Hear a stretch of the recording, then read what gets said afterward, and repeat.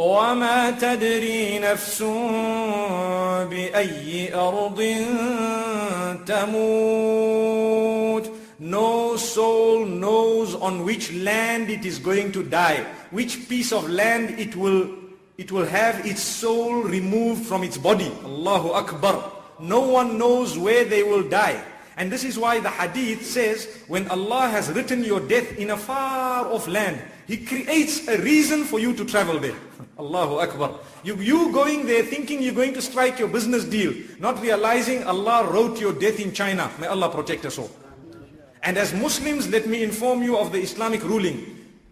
As far as possible, get buried in the nearest Muslim graveyard. Subhanallah. As far as possible, get buried as soon as possible. As far as possible in the nearest Muslim graveyard.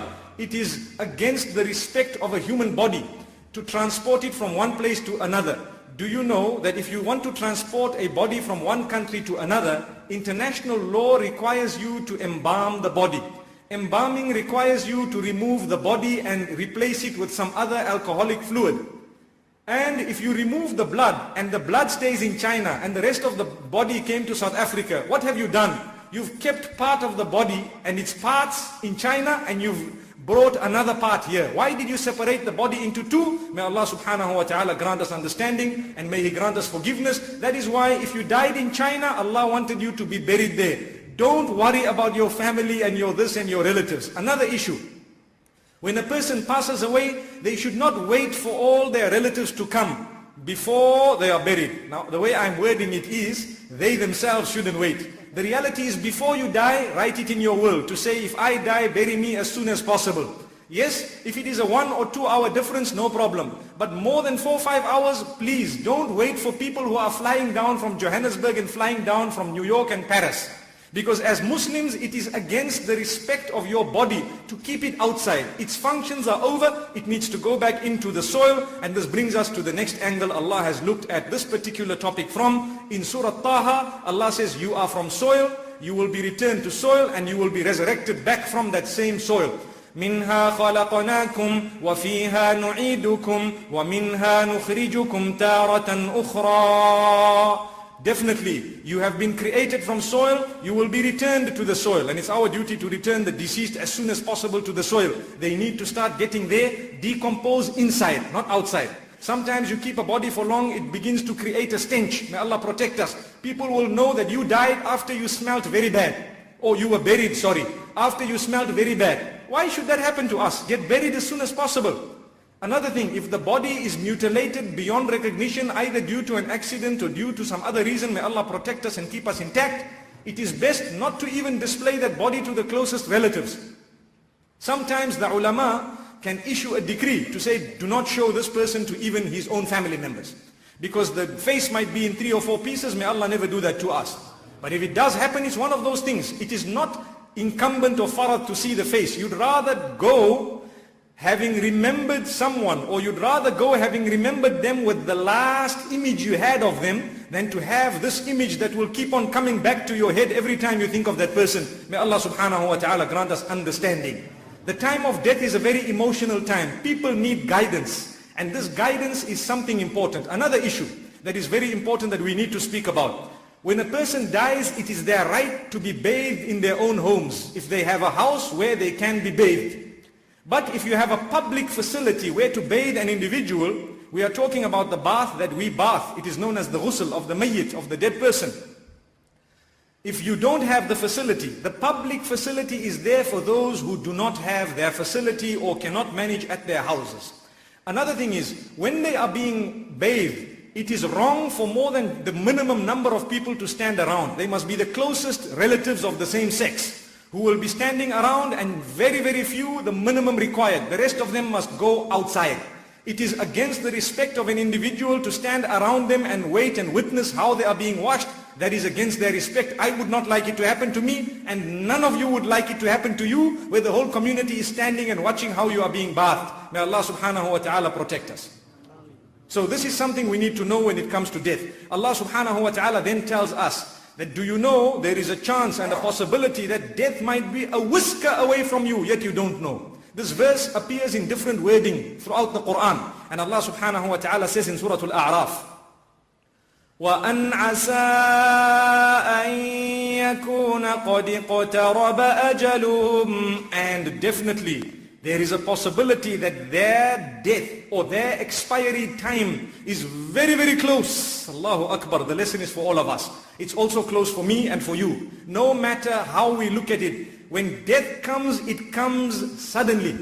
Death comes suddenly. The only people who know they are going to die are those who might have a terminal illness, but then again, they don't know exactly when they are going to die. They could live for another 15, 20 years and they could die in one day. Sometimes the doctors have told people, you have 24 hours to live. 24 years later, they are still greeting you and shaking your hand and they are alive. It can happen. May Allah subhanahu wa ta'ala grant us understanding. Then sometimes the doctors can tell you your lungs are like a horse and you are as fit as a fiddle. And as you walk out in the same way that a fiddle dies, you also die. Allahu Akbar. May Allah subhanahu wa ta'ala grant us protection. So this is Allah subhanahu wa ta'ala. And this is why when a person has a terminal illness, it is a gift from Allah in one way. When a person has AIDS or if a person is HIV positive, they have a far greater chance of getting closer to Allah subhanahu wa ta'ala before they die than a person who has no health problem at all, who might die suddenly. Because a person who dies suddenly, they could be dying in the transgression of Allah. May Allah not do that to us. Whereas when a person has cancer, may Allah protect us and grant us shifa. When a person has HIV, may Allah grant us the ability to respect such people, because if they repent, believe me, they are closer to Allah than myself and yourselves. Their levels of sincerity are far greater than me and you. And even if they have sinned once, subhanallah, even twice, even 10 times, Allah subhanahu wa ta'ala still has the same rule for them that He has for us. And I told you their levels of sincerity are far greater. Another thing, when a person has AIDS or HIV, it does not necessarily mean that they sin. They could have contracted it by other means. So you don't look down upon those people. They might be in Jannah before myself and yourselves. Subhanallah. Because there are some whom I even know of who are so close to Allah subhanahu wa ta'ala, they are in the masajid day and night waiting for their term of expiry. Whereas with us, we are walking around on the streets without even thinking of death most of the time. Death is on their minds all the time. Death, really, when a person is conscious of death, there is a greater chance that they are conscious of Allah subhanahu wa ta'ala. But when a person is conscious of Allah subhanahu wa ta'ala, they are always conscious of death. And this is something that Allah subhanahu wa ta'ala makes mention of as well. And Allah subhanahu wa ta'ala tells us, and this is what I was mentioning moments ago, that tawbah and turning to Allah is not for the one who continues sinning until the point of his death. Allah says, I will send you signs. I will send you reminders to turn. If you don't turn, you will not be forgiven. If you are from amongst those who are waiting for the time of death to come, and then when death comes, you suddenly say, Ya Allah, forgive me. Allah says, there's no room for you, no chance for you. وَلَيْسَتِ التَّوْبَةُ لِلَّذِينَ يَعْمَلُونَ السَّيِّئَاتِ حَتَّى إِذَا حَضَرَ أَحَدَهُمُ الْمَوْتُ قَالَ إِنِّي تُبْتُ الْآنَ وَلَا الَّذِينَ يَمُوتُونَ وَهُمْ كُفَّارٌ أُولَئِكَ أَعْتَدْنَا لَهُمْ عَذَابًا أَلِيمًا. Allah says tawbah is not for those who continue committing sin until when death comes to them, they say, oh, now I'm turning to Allah, now I'm turning to Allah. That's what Fir'aun did. And Allah told Fir'aun, look, it's too late. When Fir'aun says, I now accept the Rabb of Musa and Harun, Allah says, الآن وقد عصيت قبل وكنت من المفسدين. Is it now that you want to turn? When you were corrupt for so long, Allahu Akbar, and you were transgressing for so long, now when death is coming to you, now you want to turn. Allah says, no, sorry, there's no chance for you. May Allah subhanahu wa ta'ala grant us death in a condition where He is pleased with us. Then Allah subhanahu wa ta'ala says that death comes to anyone at any time. It is Allah's supreme and sole choice. When you are going to die, when He takes people away, He says, some I take them away very young. Some I take them away middle age. Some I allow them to become old and sometimes even slightly dependent on others physically. May Allah subhanahu wa ta'ala protect us, really. So Allah says, and this verse Allah subhanahu wa ta'ala makes mention of in more than one place. We will speak about Surah Al-Hajj. Allah says, وَمِنكُم مَّن يُتَوَفَّى. Some of you, Allah takes you away early. وَمِنكُم مَّن يُرَدُّ إِلَىٰ أَرْذَلِ الْعُمُرِ لِكَيْ لَا يَعْلَمَ مِن بَعْدِ عِلْمٍ شَيْئًا. Whereas some of you, Allah allows you to get to that old, weak age. Subhanallah, that is the decree of Allah, and it is Allah's choice alone. So none of us knows when we are going to go. And that is a gift of Allah to keep us on the straight path. Because believe me, think for a moment, if I knew my date of death, and if you knew your exact date of death, what would happen?